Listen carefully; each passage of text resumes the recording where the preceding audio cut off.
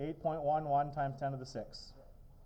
Okay, so the question says to write that in regular arithmetic notation. So that's like in standard form with the correct number of sig figs. So that thing has 3 sig figs right now.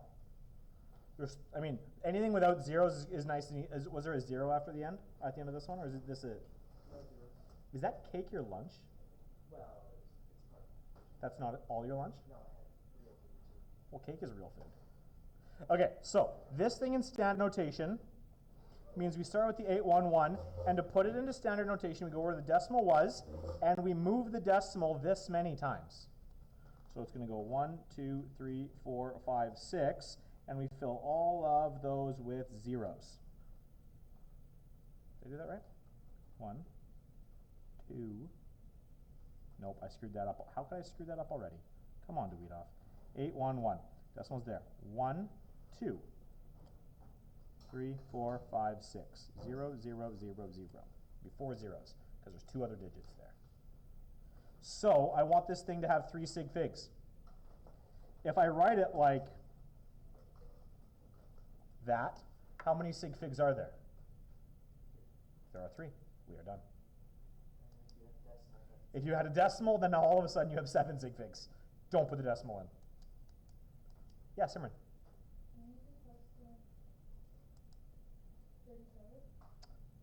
37? What is question number 37? Ooh, you want me to do the graphing question. What is your question about the graphing question? I know you want me to go over it, but part of it is, I know you didn't do it. So figure that's why you're asking about it, because you were away for 5 days. So my question is, what about it do you want me to go over? Like, what's just to start it? Okay. So question 37 here. I don't need to. Actually, some numbers. You know what? Sure. T, D, 2, 4, 6, 8, 10, 21, 40, 56, 75, and 92. My first question is, have you watched my videos for these lessons? When you say not the most recent ones, plural, how many are we talking, like 4? No, 2. Okay. So most of the lessons, though, because we had a couple, that's not ideal. Okay. So if I ask you to graph this thing, there's a few things all graphs have to have that I want to make sure you guys are including when you, we good out there? That I make sure you guys include when you're making one. So first thing you should always have to have, that you always have to have is a title. The title is always going to be dependent variable versus independent variable. And the way these charts are listed is the charts should always be x then y. X is your independent variable, y is your dependent variable. So when you've got t and d, time's going to go down here, distance is going to go up there. Is it distance or displacement? It doesn't matter. It will after today's lesson, but right now it doesn't. So I've got d and t there, so I need a title though too. D versus t. It doesn't have to get more elaborate than that, except you wouldn't write d and t, you'd actually put the words there. And you need to include the units for distance and time. So whatever those units are, Vine, is it seconds or minutes or what is it? Seconds. And t is in meters? Sorry, no, distance is in meters. Time is in seconds. You need to include those as well. This is the first thing. Next, you have to pick a scale. And you need to use at least half the graph. So if we're using at least half the graph, when there's no graph paper, it's nice and easy to use all of it. I'm going to go up there, call that 10. I've got enough space here. I could make my scale, every line goes up by 1. Every line goes up by 2. It doesn't really matter. So that's 5.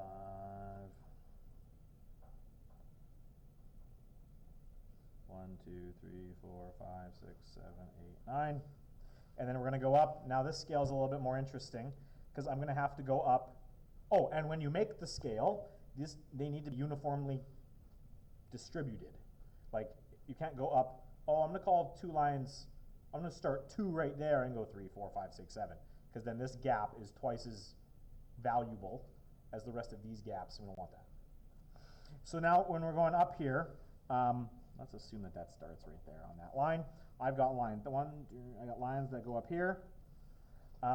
Let's say I've got 6 lines that go up there, and I need to go from 0 effectively up to 92.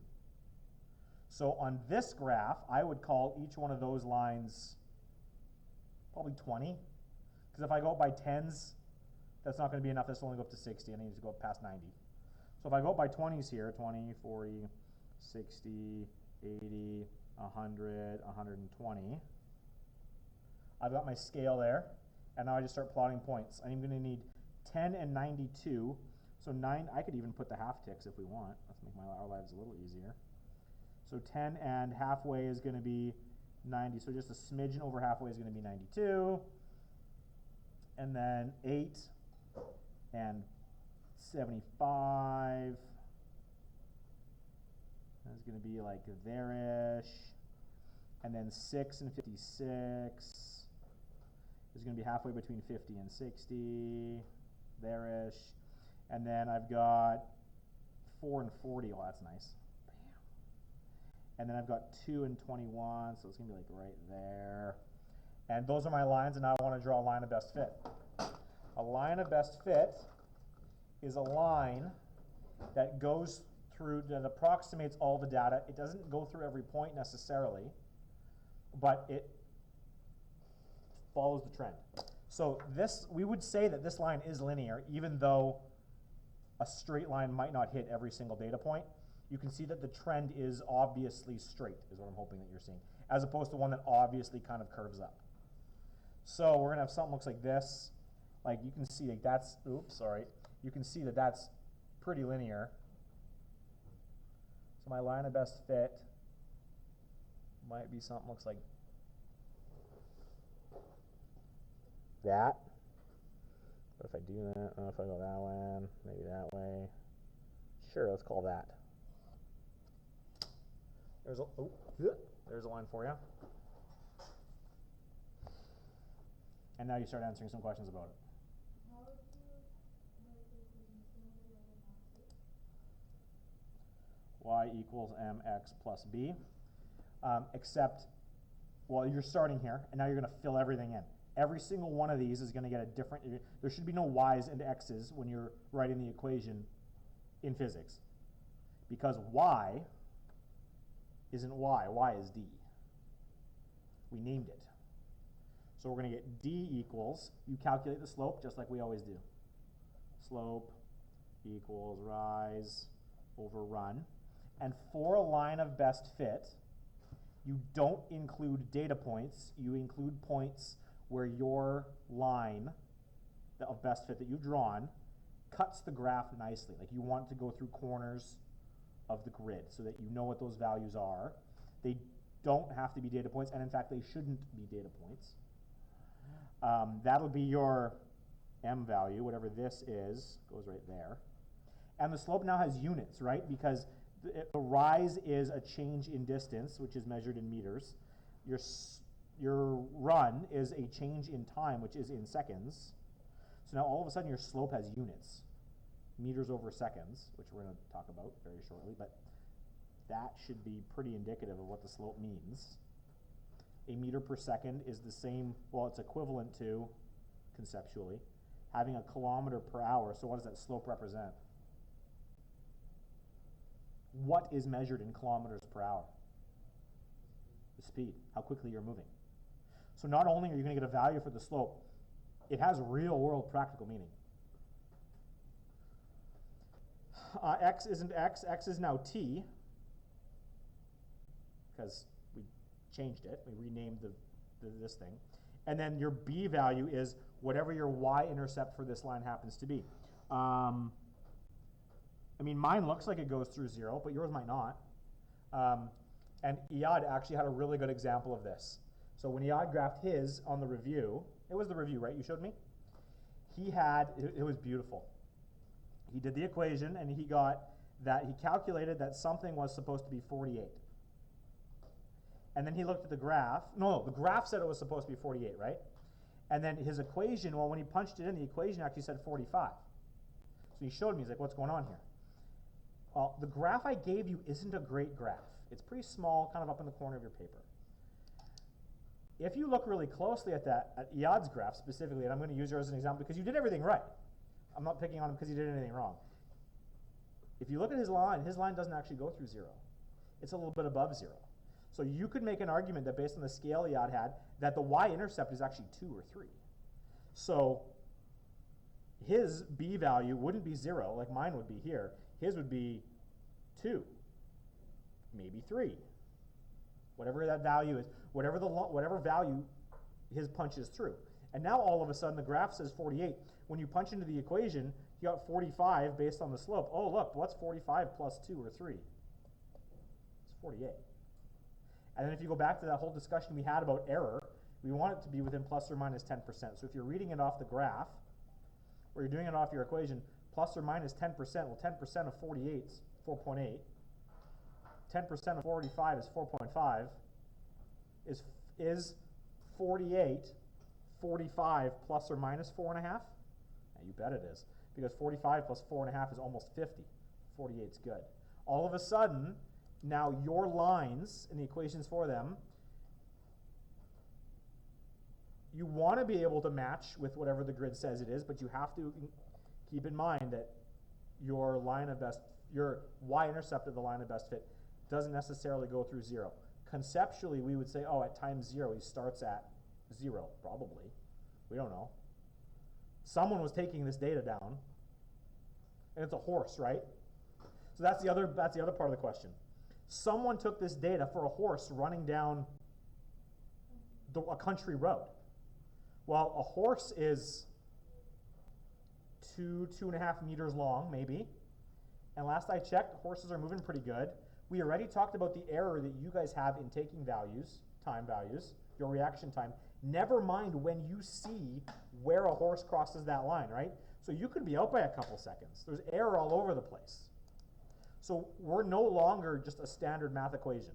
A standard math class word problem. This is a physics problem. And physics, there's like, where's the horse? I don't know. Do I know exactly when it crosses the line?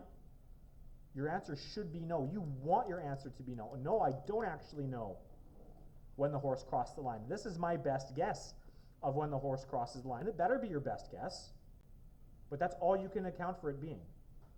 Because if you say, yes, this is when the horse crossed the line, now all of a sudden, then your numbers better be bang on. But there's error. That whole 40-minute section of a class where we talked about error being important, this is why. Because are 45 and 48 the same thing? No, but if you account for error, that's basically the same thing. Whether it's 45 seconds or 48 seconds, I mean, assuming you're not betting on the horse race, does it really matter if it's 45 or 48 seconds? Not really. I mean, it matters when they're... That's why we have cameras at racetracks, because it's really hard to do that. Because now people are gambling with money on the line. It's an entirely different story. Now there's lasers over the line. Like, we know down to like the thousandth of a second when that horse crosses the line. And we know when the gun goes off, because the gun is no longer a gun. It's a buzzer that's tied into the computer system, right? So gambling on this is entirely a different problem. Does that help you with 37, Simran? And then all the subsequent questions are just the analysis of this. Yeah, Liam. Yeah. Can you pull mine up too? Thank you, sir. Okay. Is there any questions? Yeah, he did. How did we? You guys can't at this stage because actually going through and calculating error is its own beast, depending on, it changes every time you do a different calculation. We would start by saying, okay, well, there's going to be error inherent in D here. There's going to be, for every one of you guys, there was a different plus or minus the time, right?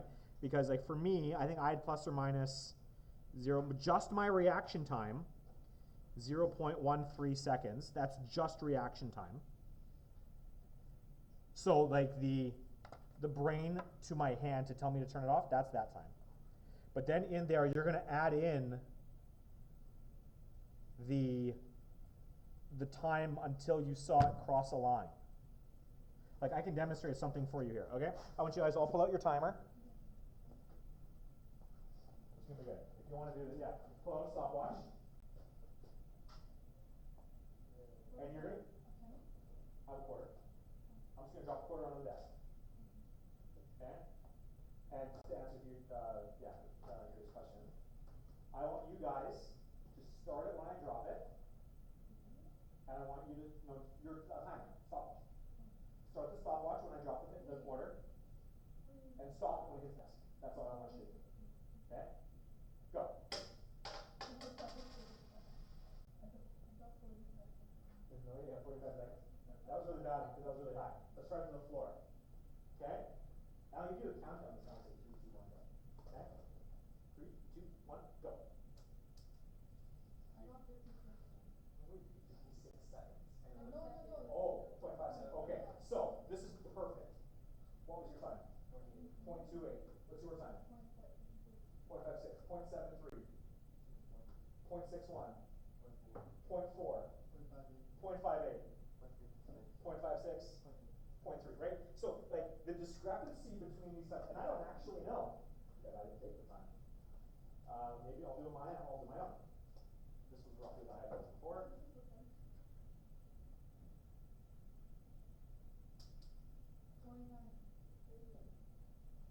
I hit start as soon as I let go, and I pushed stop when I heard it, and I got 0.66. So, assuming that mine is the right one, and mine can't be, because there's going to be error between, like there's going to be a reaction time between when I heard it hit the ground and I was actually able to stop it, right? And the fact that that sound takes distance to travel. When we do this lab at U of E, if you guys take physics at U of E, you're going to do this as a lab. Demonstrate how screwed up this is.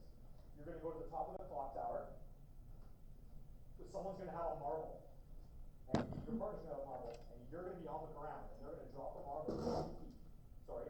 Yeah, 4 stories. Yeah, go 40 feet. And when they say go, you hit start, and you hit stop, and you can hear that thing hit the ground. And you're going to do that probably 5 or 6 times, just to get an idea of the discrepancy in error, and you're going to calculate the error. And just even the fact that there was differences in what you guys recorded for time should start to give you an indication that there's going to be, I don't know, upwards of even a half a second error here. Which is wild, because if there's a half a second worth of error, given the different times you guys are recording, and I only recorded it to take 6/10 of a second, or 66 hundredths of a second. So 66 hundredths plus or minus 51 hundredths, the error is almost as big as the time it takes to fall. It's wild, but that's what we just experienced. So how you actually go about calculating this, until we know how this data is calculated, we can't actually do an error equation, which is why this y-intercept becomes really important. So like with Yad having a y-intercept here of 2 or 3, I actually saved him because he saw it 45 and this will be 48. But plus or minus 2 or 3, bam, right on. Perfect. We like error in physics, and I can't stress that enough, and it's going to be something that it takes a lot of, most of you, it'll take a lot of time to be convinced of this. If you actually get into the physics lab at a post-secondary institution and start doing some of these things and doing the error equations, like the error propagation, those calculations can take an hour to do. So I can't just, it's hard for me to stand here and say, well, how did you calculate it? It changes every equation you do, and it can take, like if you have a 3-hour lab, the first hour might actually just be going through how you calculate the error. I hope that, I don't know, clarifies this at all somewhat for you, but, any other questions from any part of okay. Then, so Yad asked earlier, I think someone already handed theirs in. You guys only have to hand in your review. Those are last. You guys need to hand in your review tomorrow. Just like when you come in to write the test, come on in, hand in the review. I'm going to mark them. It's a really easy way to get marks. If you choose not to hand them in, it's entirely fine. But if they're not in, like, before you guys write the test, I will just give you I'll give you an omit on the review, and your test grade will be what slides in there. But doing the review should be a really easy way to bump your grade a little bit. I've had students who don't do a single review, they just do all the chapter tests in the final exam, and that's their grade. And plus the labs I get you guys to do. So if you guys choose not to hand in the reviews, it's no sweat off my back, but it's a really easy set of marks to get. I would encourage that you do them. So that's that. And now all that's been recorded, that's great. So, that's good. We are going to start kinematics today. First attendance question, I just want you to tell me what you think, if you could instantly learn another language, what you think that language should be. Like boom, all of a sudden you went from not knowing it to now you can speak it and write it fluently. What's the language? I'm going to start with you. Just hear it.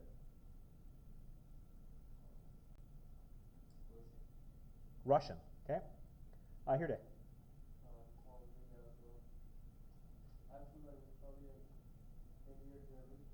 Hindi or German? Okay.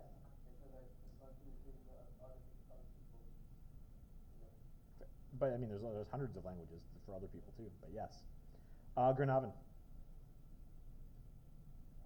Spanish. Syra. Spanish has been wildly popular today. Akasha's excused. Alexa's excused. Adafa's away. Liam. Probably French, because it sucks to learn, but knowing it would be nice. Would make your life a lot easier here in Canada for sure. Iyad. You were the second person today to say Arabic out of my 100 and some odd students. Bobby. Mandarin. You're the first student to say Mandarin. Diego. French. You're like the 50th. Vian. Japanese, because it has different characters. Yeah, Japanese was wildly popular last block too. Simran. Hindi or Arabic. Lena's in the bushes. Quite literally on an outdoor excursion. Just Kirit is back to him. Cool, done. I would like y'all, actually I'll hand it out to you, why not? Here we go.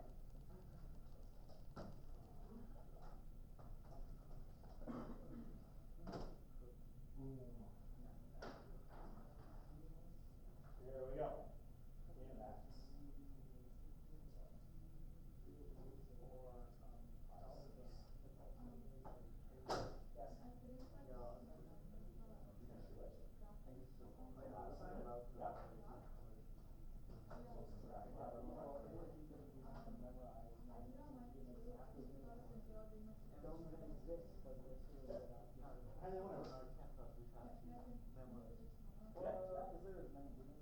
I don't have hard deadlines on the labs. Like we do the lab, I will give you class time to do all of it, and then if you don't finish it within that class time, or you go away so you miss the class time, you get it done. Obviously, the sooner you get it done, the more useful it is. But really, if you chose to hand it on the last day of semester, that would great. Yeah, so then print. Well, then I would say when you print those off, go to that box, dig it out, staple it in the. Okay, here we go. Kinematics. Spring 2023.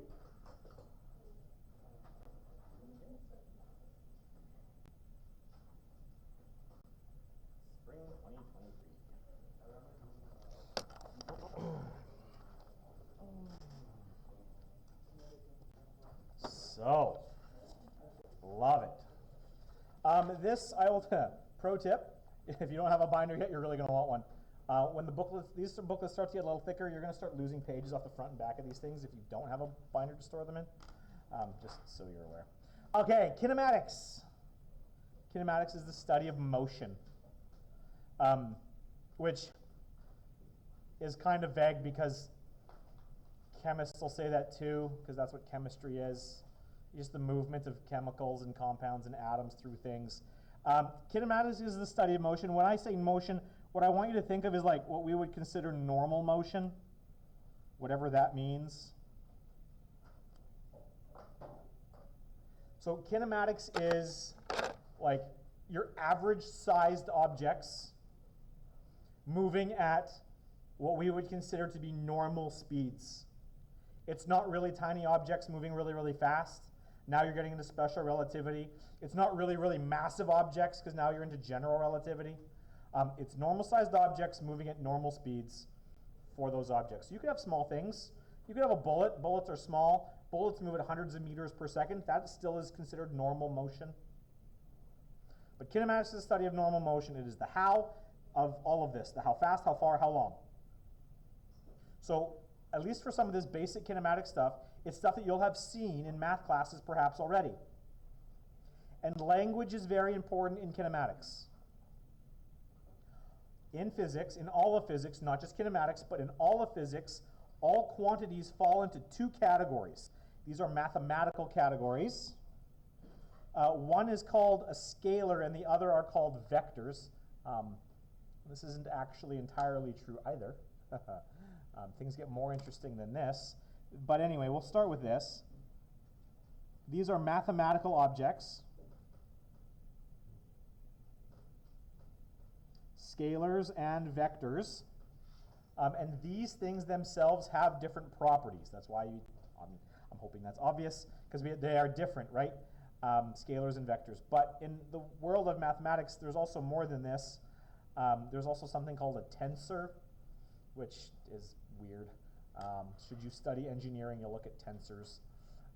But at this stage, we're just going to restrict ourselves to these. So,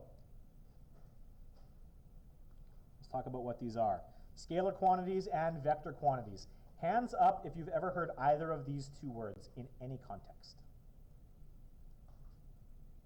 A scalar or a vector.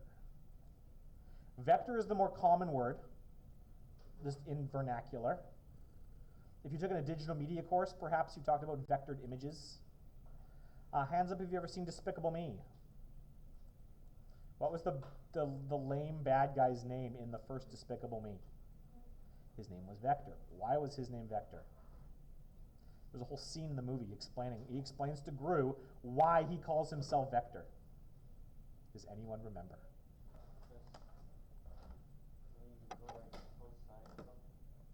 Oh, there's an apt description. Do we not? No one remembers? Oh, Despicable Me, great movie. Let's look it up, shall we?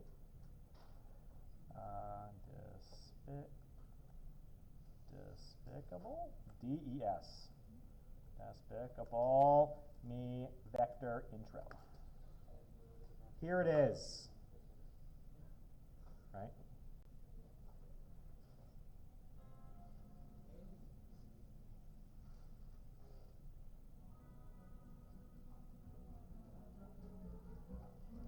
I'm applying for a new film loan. Go by the name of Vector.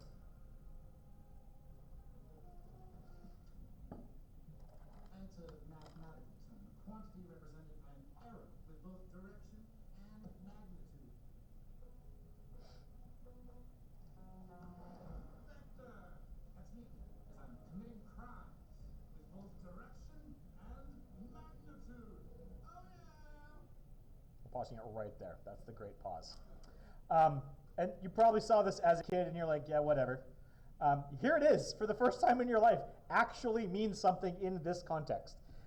Why he calls himself Vector, he says he commits crimes with both direction and magnitude, and that is what a vector is. Why, I don't know why he picks this, but this is what a vector is.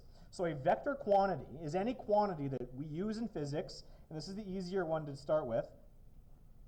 These are quantities. I'll make sure I spell these things right. Quantities with both direction and magnitude.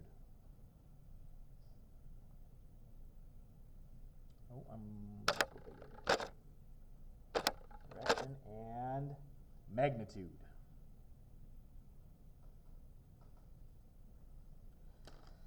Okay, so let's talk about what these are. Magnitude. What does that mean? You need to define the word. What is a magnitude?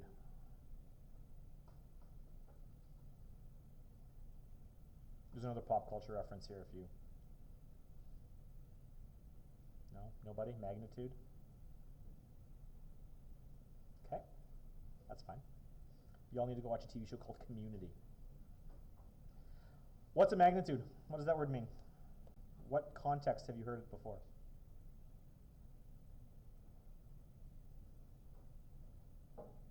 You guys have never heard this word before? I refuse to believe that. Here, Dave. He's like, what? Magnitude is size.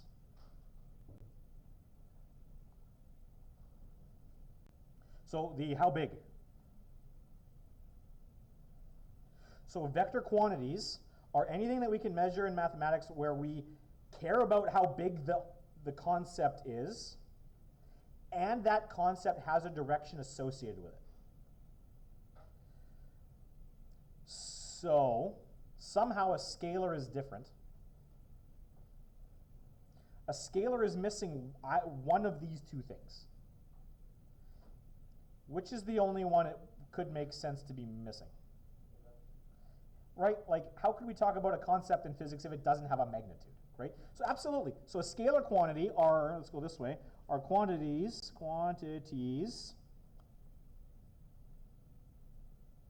with a magnitude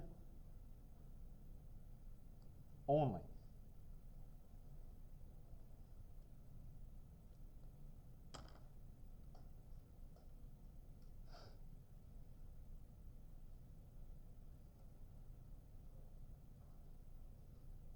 So what are some things that we could measure where we don't actually care about a direction? We only care about if there is a value associated with this thing.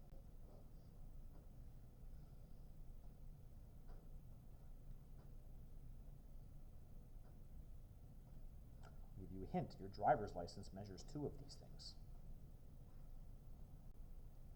You guys have driver's licenses yet? Some of you? What's on your driver's license? Yeah. Your height and weight.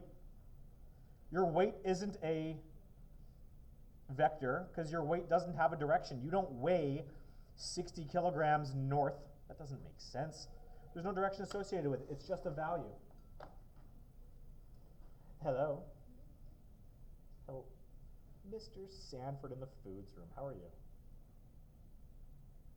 Oh, lovely.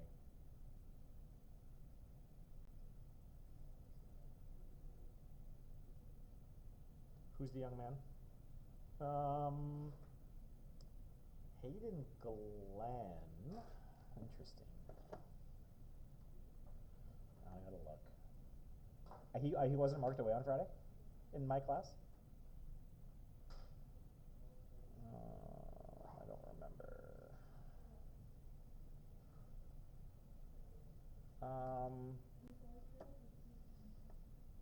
He was present for PAC. I'm pretty sure he was in my class. Yes, I'm reasonably confident that's how that went down. Okay, so no worries. Bye. Okay, so height and weight. These are two examples. So I'm not going to say weight. I'm going to use this other term. We're going to call it mass. We're going to differentiate between mass and weight in not this unit, but a couple units. So mass is one. Mass does not have a direction. It's just a quantity that's inherent to every object that isn't light. So we got mass. We've got height. I mean, it's kind of assumed when you're measuring the height of an object, generally speaking, heights are above the ground because heights below the ground aren't heights, they're depths. So it's assumed in the name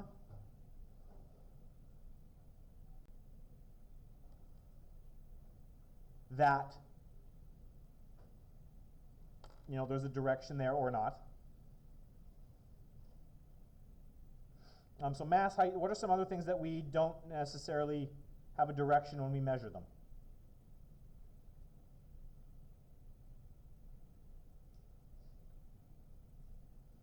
Those of you with driver's license, your car measures one of these or some of these things.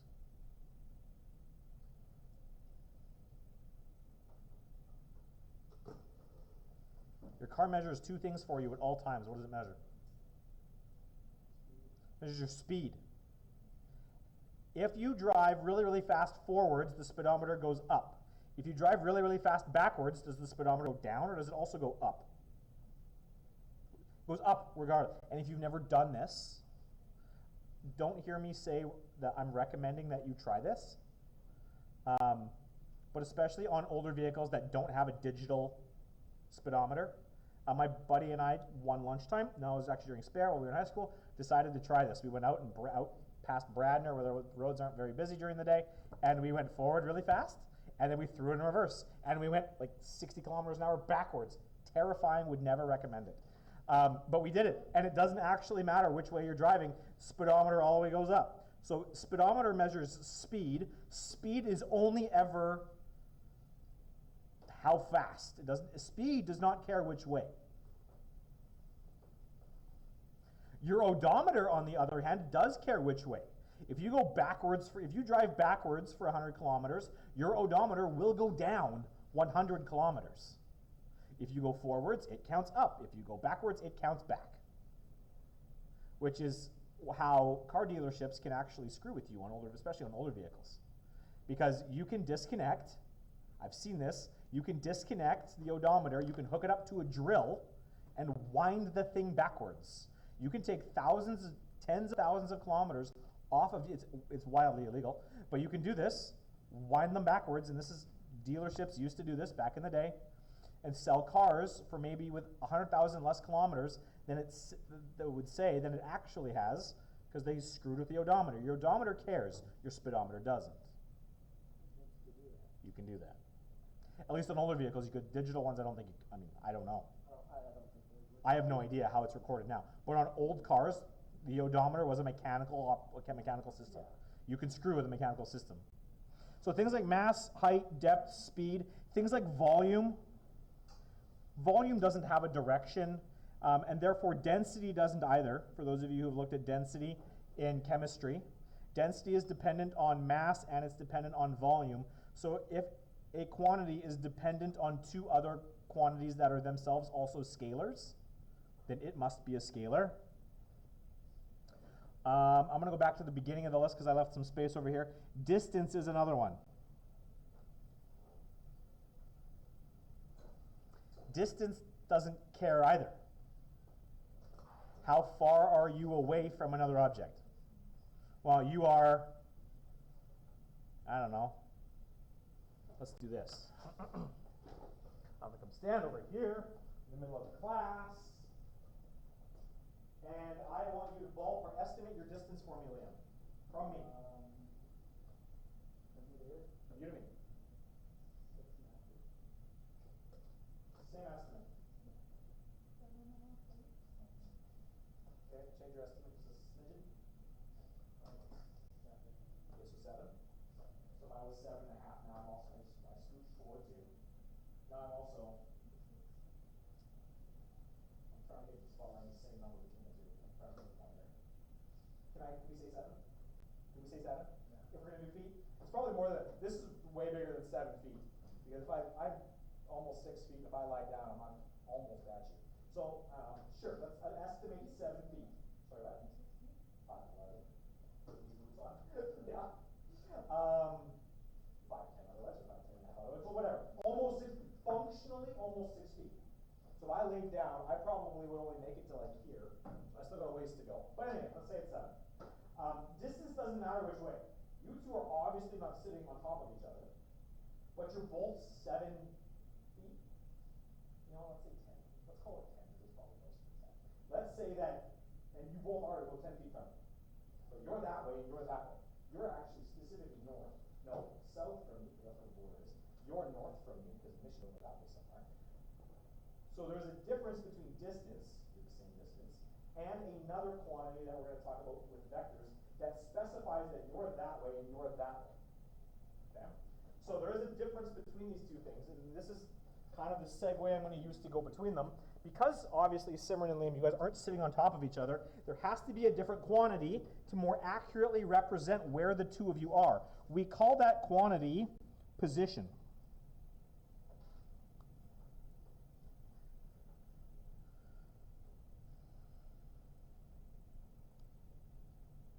And the wording is going to be important, right? All I did was ask you, how far away are you? And you guys both estimated how far you are away. If I asked you, where are you relative to me? Now all of a sudden that's different. You are, even if you don't necessarily know your norths and souths inside a building like this, you would both try and say something different. Like 7 feet towards the window, 7 feet towards that wall. You have a reference point where you'd say, you'd make an attempt at giving some direction because you're not in the same spot. So position is one of these things. It has a direction associated with it. It also has a magnitude. When we change positions, what we're doing, we call that displacement, which we're going to talk about in more detail down the page here in a second. Speed doesn't care about which way you're going, whether it's forwards or backwards, up, down, left, and right. But there is a quantity related to speed that does. Does anyone know another word? What is a different word that we often just swap out for speed? Velocity. And so much of what I'm going to try and do here in Physics 11 is deconstruct stuff that's already in your brain in a particular way and rebuild it. So velocity and speed are not actually interchangeable, even though we interchange them all the time in English. They're not. Speed only has a magnitude. Velocity also has a direction. And your speedometer doesn't reference that. If your speedometer had 0 in the middle and could go positive or negative, all of a sudden it wouldn't be a speedometer, it would be a velocimeter, which would be weird, but more accurate. People who build cars don't, I guess, assume that you don't know which way you're going and then therefore need that on the thing. If you don't know which way you're going driving a car, you got bigger issues, right? So speedometer is good enough. Velocity takes into account both how fast and which way. And then there's other concepts we're going to talk about more in physics, things like forces. Which way a force is acting matters. Is it a push? Are you being pushed up, down, left, right? Forward, backwards? There's all sorts of ways I can push you in 3 dimensions, and it matters. There's other concepts that we're going to look at, things like energy. What the heck is energy? That's a great question. We're going to attempt to answer that. Energy is a scalar. Energy doesn't have a direction, but it's a quantity associated with different objects. So scalars are objects that only have magnitude. Vectors are objects, mathematical objects, quantities. That direction then becomes important. The other thing Vector said in there is that these are quantities represented by an arrow. So this starts to get into the notation for some of these things. So let's take a look at some of the notation for position, distance, and displacement. Oh, sorry, I lied. Before we do that, in this section on vector quantities, I want you to draw one of these.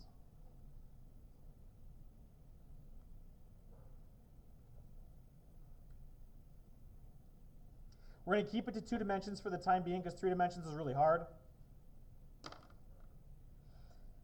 It looks like an XY plane. We're going to associate it like we would an XY plane.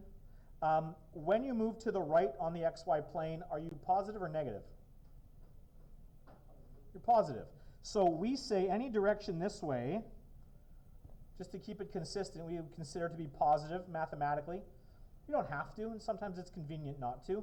But to the right, we typically consider positive, just like this. If I go this way on the y-axis, also typically considered positive.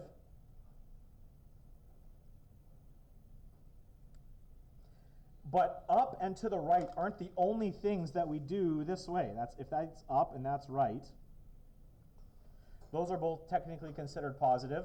But if this wasn't an xy axis, let's say this was a compass, which way is that on a compass? North. North is also positive, and to the right is which way on a compass? East. East is also positive, which makes these 2 quantities over here negative. So these guys over here are left, west, maybe this is down, and south. We could add 3 dimensions to this relatively easily. We could talk about forwards and backwards. If we were to do that, forwards would probably be, what would you guess, positive or negative? It makes sense, right? Intuitively, forward would be positive. Backwards would be negative. Again, like I said, we're going to keep this to 2 dimensions. So this is classically how this would work, but we're going to add the caveat in here.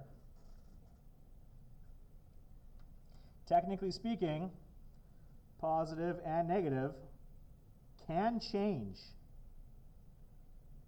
to suit convenience.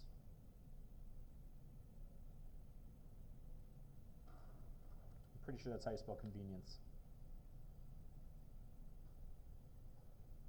And we'll talk about examples about where it's convenient to actually call down positive, for example.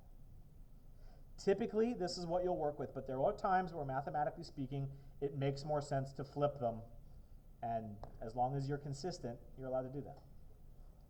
So let's talk about some of these. Position. Position is where you are relative to some landmark.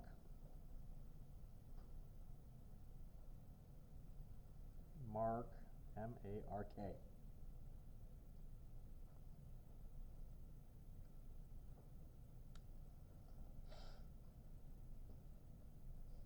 So if someone called you right now and asked you where you were, how would you answer that question?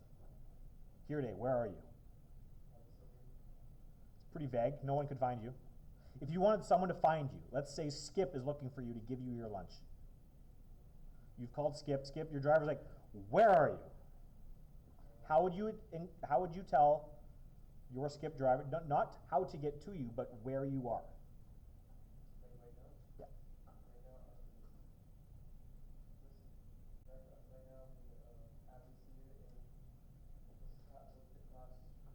A331. Okay. So you've given them a position. You're in A331 in Abbey Senior.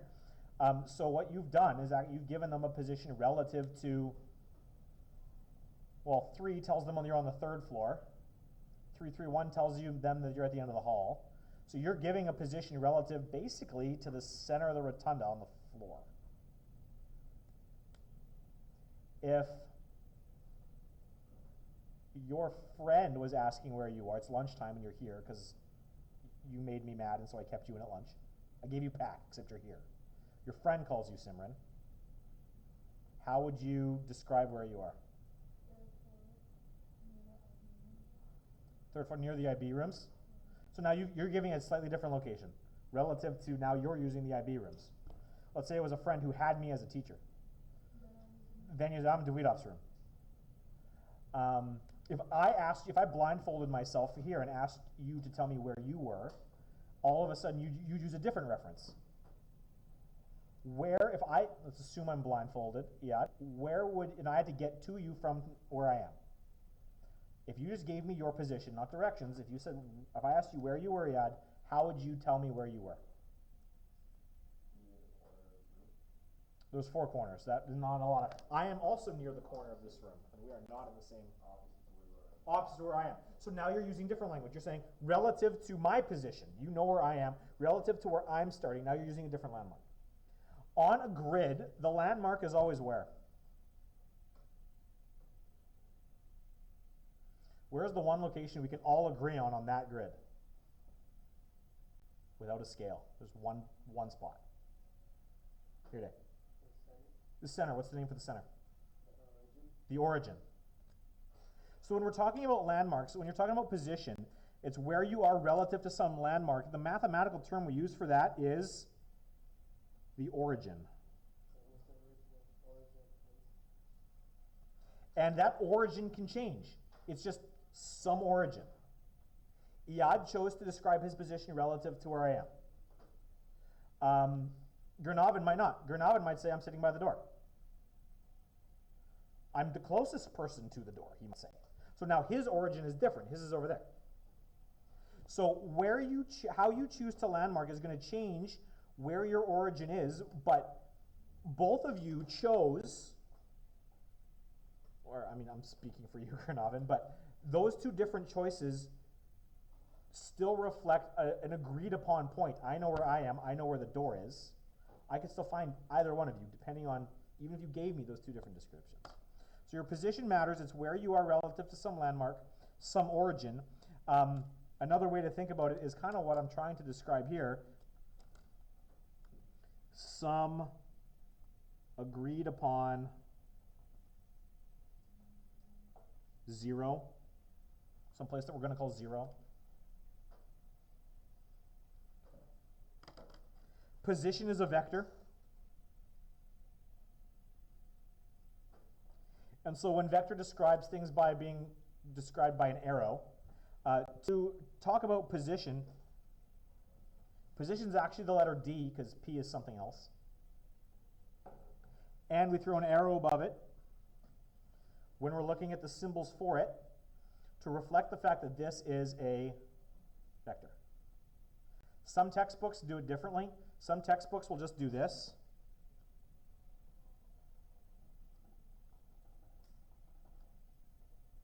That's my effort to bold it. It's hard to do when I'm typing. So if it's either bolded or it's got an arrow above it, that's how you reflect the fact that this is a vector. So that's position. Yeah, position.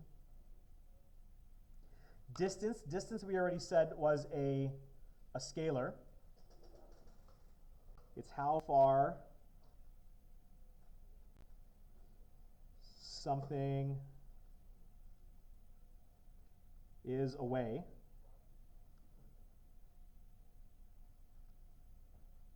Or how far you've traveled.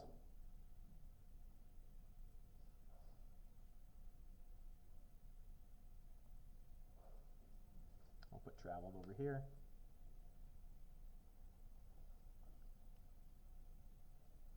There's an important little caveat here with distance.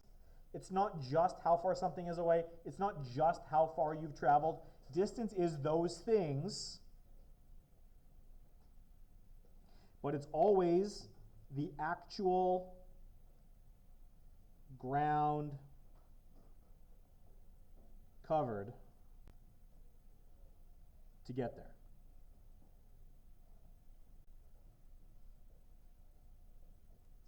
And additionally, distances always add. Distance is always positive. If you walk back and forth over the same path repeatedly, you're just adding up the distance traveled, which makes sense conceptually.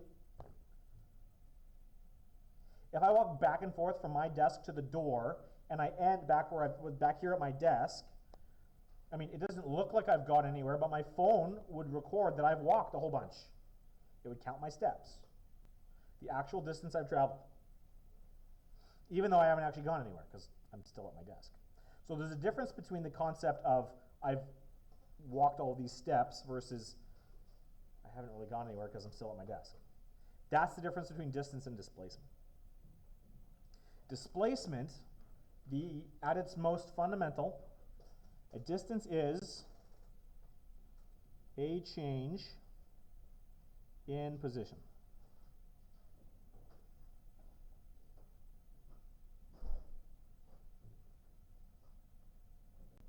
It doesn't care how it happened.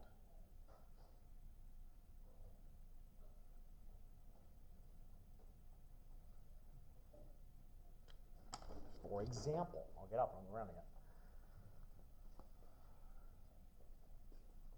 Here I am. If I walk over to here, pick up this green gummy that someone left on the ground, this red gummy that someone left on the ground, and then walk back over the garbage can to put them away. My distance traveled would be, I don't know, the back of the class is maybe 20 feet, back to the front of the class is maybe another 20 feet, maybe this way is another 10 feet. My distance might be 50 feet traveled. But my displacement doesn't care what happened. Position is a snapshot of time of where I was. Where did I start? Well, I started kind of, I'll put my stool where I started. Displacement says, oh, I traveled 50 feet. Sorry, distance says I traveled 50 feet. Displacement says, well, I was there, now I'm here. It's the change in these two things. So my displacement then is I was there, now I'm here. That might be only 10 feet. Yeah, right? 20, 20, 10. So I walked 50, my distance traveled was 50. My displacement's only 10, because I was there, now I'm here. Who cares what loop-de-loops I did in the middle? And because displacement is a vector, listed at the top as being a vector, I also need to include a direction associated with it.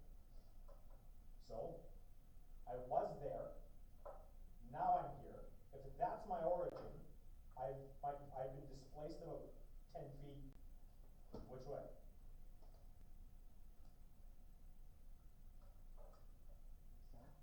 Sure. You could say south. If you know your north, south, easts, and wests. You could say south. You could say towards the door. Like, as long as you give some direction to give this thing context, you're good. So there's a fundamental difference there. Displacement only cares about where you were and where you are now. Doesn't care about how that all happened. So for distance is a scalar. It's the to add to some of the confusion. It's the lowercase letter d, no arrow. That's not supposed to be bolded. And displacement is now a vector.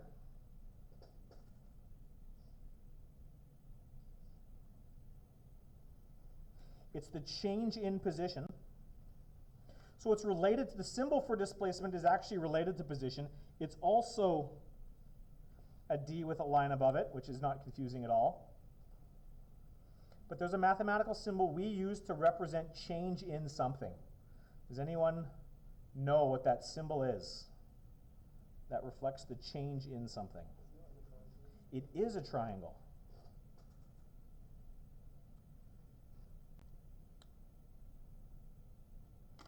This symbol right here represents a change in. Does anyone know what that triangle is called? It has a name. It's a Greek letter. It's the fourth letter in the Greek alphabet. Does anyone know? Any military buffs in the room? Yeah, here, Dick? It is delta.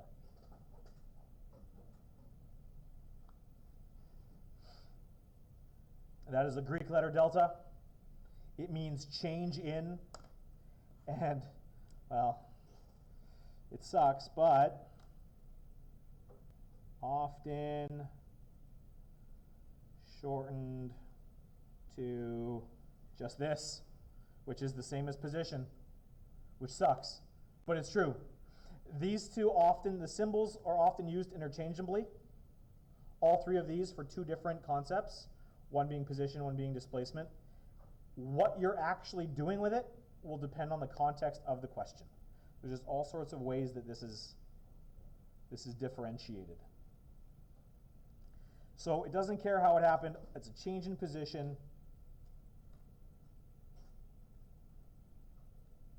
Another way to think about this is it's the straight line distance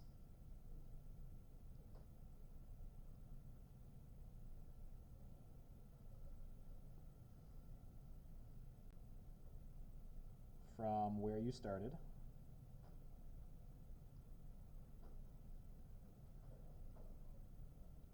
to where you ended.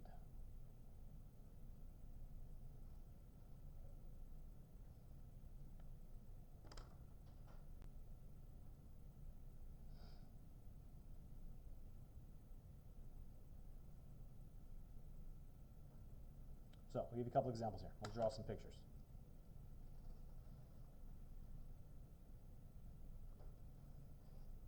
Here's a sick person. Let's say the sick person walked out and then walked back. Here they ended. Let's say this is a 6-meter walk and this is a 4-meter walk. The distance D is going to be what? What is the distance traveled by Buddy Guy? 10 meters. Because 6 plus 4 equals 10. Distance doesn't care about direction, it just cares about the path you actually traveled. What's the displacement?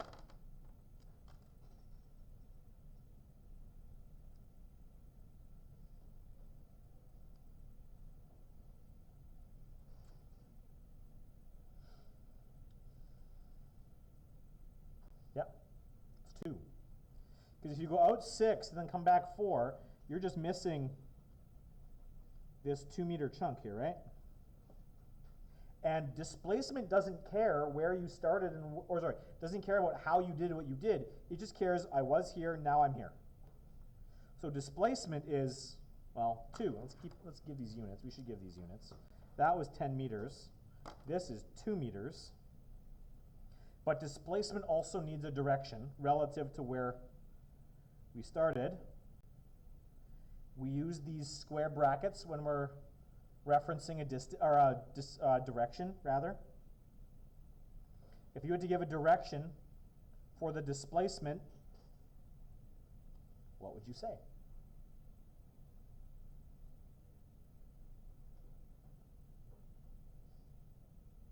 Our second drawing is which direction from the first drawing? Via. I drew this guy, then I drew this guy. Where is this guy relative to this guy? To the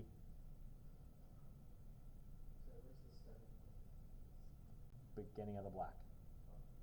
He was here, now he's here. Give me a direction. There you go, perfect. Displacement is a vector, you have to include a direction. Distance doesn't care. Distance traveled, 10 meters. How have you been displaced? I've been displaced 2 meters to the right. Another example. Here's Buddy. Buddy goes out. 7 meters. Buddy turns around. Comes all the way back. Distance is, what's Buddy's distance traveled? 14 meters. They only add. How about Buddy's displacement?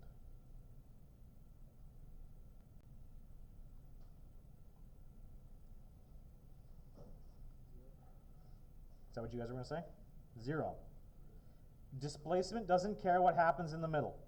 If you start and end at the same spot, you have not been displaced. Your position has not changed. Displacement is 0.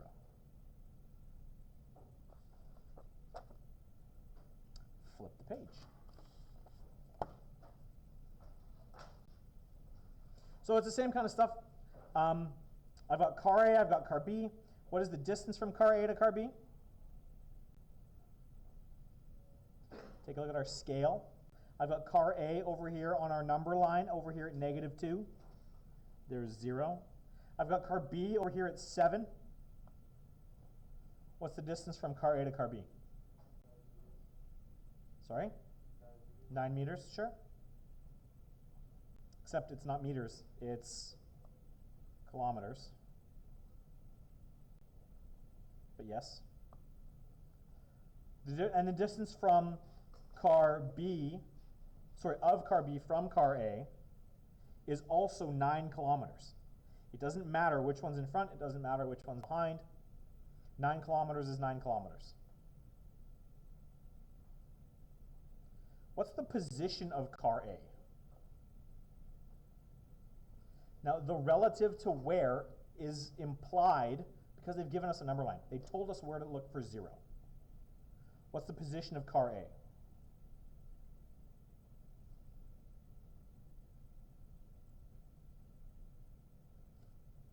Well, if 0 is right here, car A is right there. It's 2 kilometers. Position needs a direction associated with it. How would I reflect the fact that it's 2 kilometers this way? 2 kilometers left. Sure.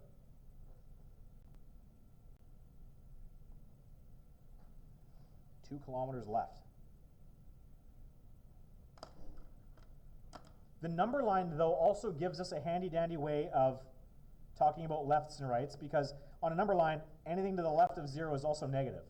So instead of saying it's 2 kilometers to the left, we could also say that this is just -2 kilometers. They mean exactly the same thing. Positives and negatives just tell you which direction relative to 0 being right there and positives right, negatives left. That negative does a decent job. You know exactly which way it is. So the position of car A is 2 kilometers left, or negative 2 kilometers, which makes car B where? So I heard Simran, was that your voice? 7 kilometers which way? To the right, or plus 7 kilometers. We explicitly put that positive sign in there. Yeah.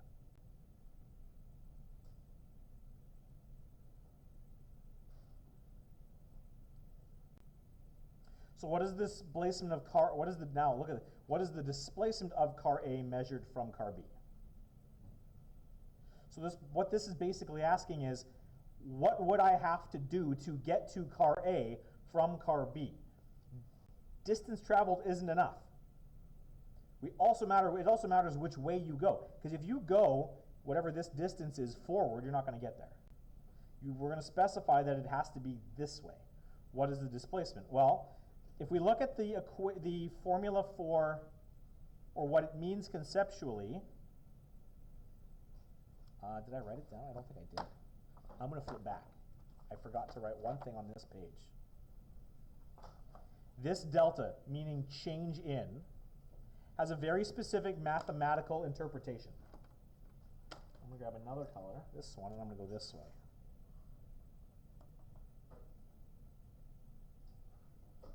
If I wanted to talk about the change in something, how do we do it?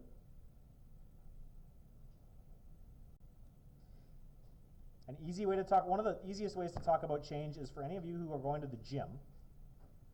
We are concerned with a change, probably you're concerned in a change for two different things. Something lost and something gained. Either you're going to the gym to put on muscle mass, or you're going to the gym to lose fat mass. Either way, it's a change in something. How do you know how things have changed? When you're going to the gym, what do? What do you compare?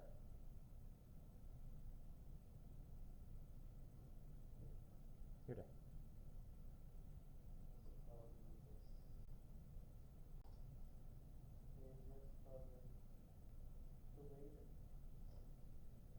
Can you be more specific, Simran? For muscles, you compare, if you have the personality, and you compare old weight versus new weight. There you go. It's you compare your new weight and your old weight. Yeah. Or like you take a before and after picture. Yeah. Which one is the one that you would, let's say we're talking about weight. How would you calculate what's been lost or gained? I wouldn't just specific. No, there is one, but there is one specific way to do it. Yeah, but I would just take a picture. Okay. So then what are you, where would you, how do I do this with the pictures? No, the pictures are, struggling to word it with the pictures. The math is always easier. Let's say we're doing with a scale. Here, Dave.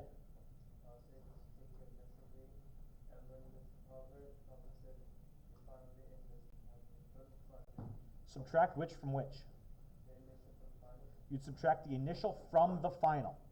If you're looking for the changes, which you'd kind of do with pictures too, right? You'd look at yourself in the mirror and say, this is where I am, this is where I was, what is different? Mathematically, what that looks like is we would take this symbol delta means, or is equal to, some final value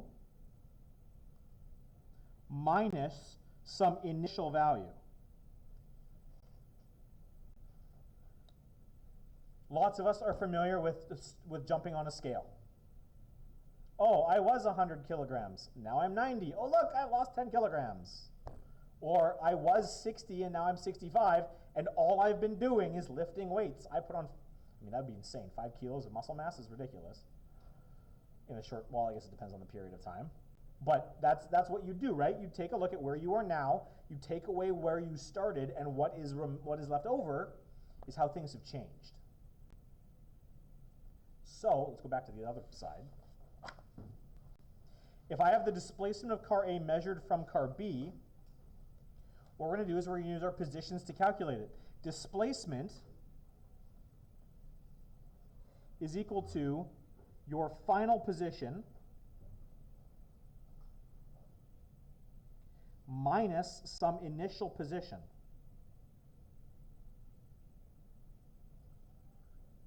So if I wanted the displacement of car A measured from car B,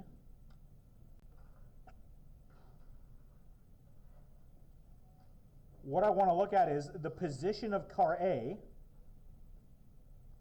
minus the position of car B.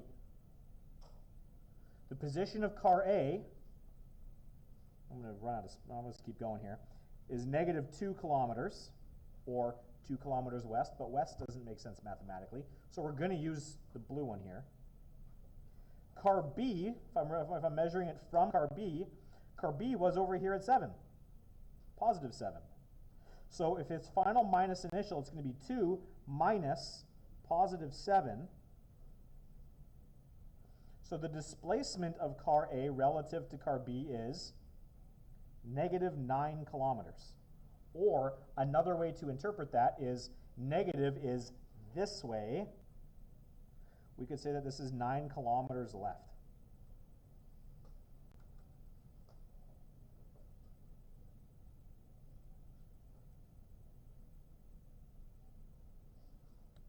So if car A is 9 kilometers left of B, then car B is going to probably be what?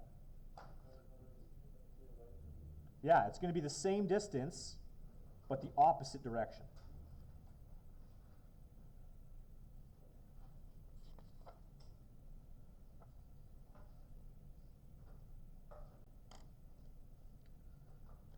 I'm going to stop there. You can pack up. Your only homework is to get ready for this test tomorrow. You've got 2 minutes to the bell. Welcome to Physics 11. Now we're actually doing physics. We're talking about definitions of concepts. There it is. I have a question. Tag up. Yeah, man. For the